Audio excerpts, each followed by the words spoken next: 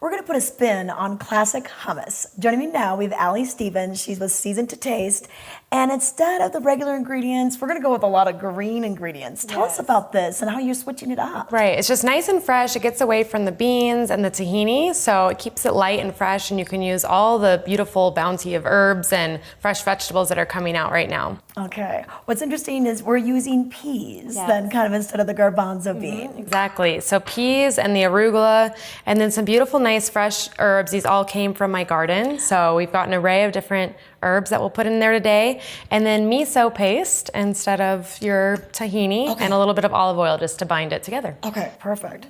All right. And what about the peas? Do we have to have those from the garden? Or so you can hold them all, or you can just get frozen peas. They're picked and frozen right at their peak. So they're delicious and fresh. All right. So we'll start with just our peas, about 8 ounces of peas, and then a couple handfuls of arugula. This just brings a nice peppery, bright flavor.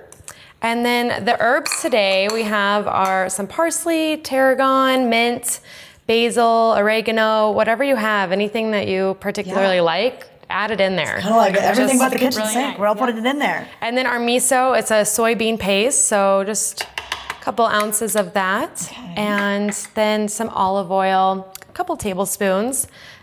Just bind that together. And then a pinch of salt. Okay. And then a little secret ingredient is a pat of butter.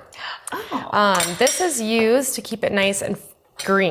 So it's not necessarily adding much flavor, but it keeps the greenness of all of the vegetables. Yeah, you go to all this hard work, you don't want to start looking just not as desirable. It falls flat. So the pat of butter, and then some lemon zest. Okay. Yeah, and that really adds to the fresh flavor too. So you'll just throw that in there. Yes, nice and bright, and some fresh squeezed lemon juice. All right. There we go. All right. Okay. And then, and then you want to probably use a food processor just to really get it. Right. So you just throw it in there, and it'll mix it up however much you'd like. If you like it chunky, if you want it a little bit smoother, then do as you please. Okay. There we go. All right.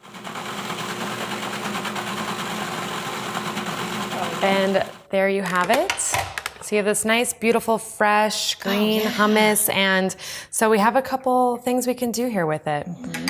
We have just your typical crudité. You can serve just with some nice cut vegetables. Yeah, so the classic hummus and veggies. And then maybe a little bruschetta. This is a nice grilled naan. Oh, awesome. And then also, a different idea to try is a beautiful ravioli or pasta. Wow, I've never thought about using that. Just put this over here and you'll have nice, fresh. The only thing else that was on here so far was a little olive oil. And then you can top it all with, again, just some fresh herbs to brighten everything up.